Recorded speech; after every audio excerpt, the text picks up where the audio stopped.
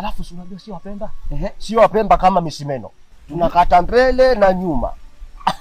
Hakuna shaka shehe. Mbona hapo sijakuelewa mjomba Hamisi? Sasa unaelewa kitu gani hapo? Sasa hiyo mbele tena na nyuma vipi mimi sijaelewa. Sasa unaanza kunielewa ujinga. Wewe ndo nakosea tafsiri yako wewe, mimi ni tafsiri vingine. Mimi nazungumzia masuala ya kuweka na kutoa, yani mapato na matumizi na maanisha. Maana unaenda kwenye ujinga.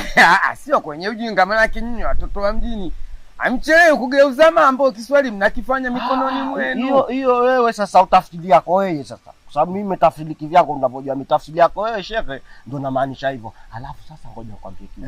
Niambie mjomba. Kumbe yule binti alikuwa ile michezo bado hajaianza. Unajua hilo? Kweli mjomba. Wallahi mimi nimeokota mdodo kwenye mpela. Uongo wewe.